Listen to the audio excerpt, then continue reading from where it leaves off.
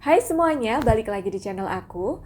Buat kalian yang baru di channel aku ucapin selamat datang. Dan buat kalian yang udah subscribe, selamat datang kembali. Mengatur keuangan itu emang gampang-gampang susah ya. Yang pasti butuh niat yang kuat dan pencatatan keuangan yang konsisten. Apalagi buat kalian yang udah menikah, sebenarnya bukan hanya yang udah menikah aja. Jangan sampai kita nggak bisa nabung gara-gara nggak tahu uang kalian itu kemana. Karena dengan pencatatan keuangan itulah kita bisa menghandle sebenarnya pengeluaran kita itu habis untuk hal-hal yang kita butuhkan, emang barang-barang atau hal-hal yang emang kita butuhkan, atau sebenarnya kita habiskan untuk memenuhi keinginan kita aja. Ada banyak cara untuk mencatat pemasukan dan pengeluaran kita sehari-hari. Bisa dengan manual ataupun aplikasi. Tapi di sini aku pengen sharing aplikasi yang biasa aku gunakan untuk membuat pencatatan keuangan setiap bulan. Aplikasi yang paling aku suka adalah dengan Notion. Buat kalian yang belum tahu Notion itu apa, bisa lihat video aku sebelumnya atau bisa klik link di atas ini ya. Nah, aku pengen sharing template yang biasa aku gunakan di Notion untuk mencatat keuangan setiap bulan.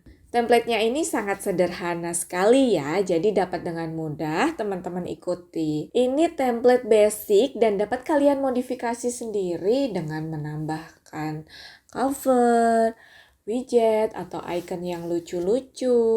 Pertama aku bikin quotes untuk memotivasi diri aku sendiri supaya rajin mencatat pemasukan dan pengeluaran bulananku. Oh iya, dengan bikin video ini bukan berarti aku udah expert dalam mengelola uang. Aku masih belajar dan sering bolong-bolong juga nyatet pengeluaran.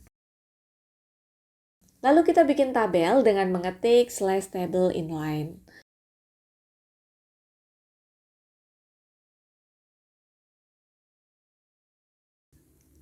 Kolom pertama aku bikin untuk rencana penggunaan anggaran. Jadi kita pakai pengaturannya teks. Kolom kedua untuk kategorinya, aku menggunakan tipe multi-select. Kolom ketiga untuk nilai budgetnya, aku menggunakan format number, kemudian pilih yang rupiah kalau mata uang yang kita gunakan itu rupiah. Kolom selanjutnya adalah nilai spendingnya. Sama dengan kolom budget, aku menggunakan format number, rupiah.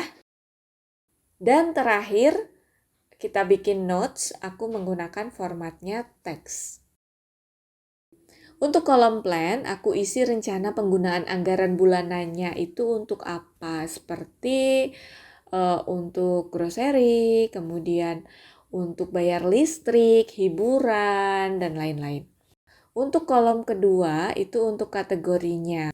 Misal kategori makanan, rumah, hiburan, atau edukasi. Jadi supaya lebih mudah aja untuk menelusurinya.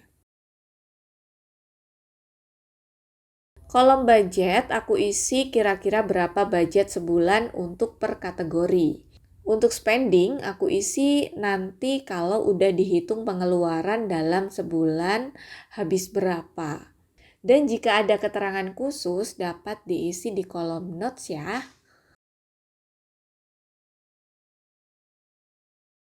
Di akhir bagian budget dan spending, kita bisa kalkulasi total jumlahnya dengan memilih calculate, kemudian sum.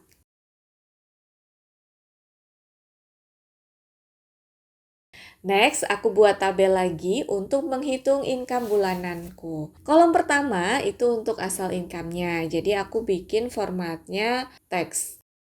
Kolom kedua, aku buat format number rupiah untuk kolom berapa jumlah income per bulan. Kolom ketiganya untuk notes.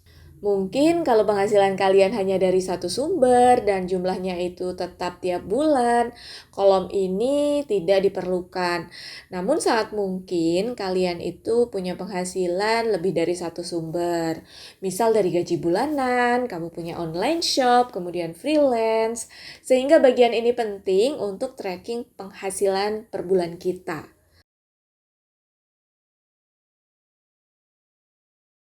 Sama seperti yang tadi, aku kalkulasi totalnya di akhir jumlah income. Next, kita bikin tabel lagi untuk bagian investasi. Untuk bagian ini, aku bikin 4 kolom, yaitu untuk nama investasinya, kemudian target balance-nya, kita mau berapa, kemudian current balance-nya, dan notes. Untuk formatnya, disesuaikan dengan kebutuhan kita. Untuk yang berbentuk tulisan, aku pilih format teks, kemudian untuk nilai mata uang, pilih number, dan format numbernya disesuaikan dengan mata uang yang dipakai.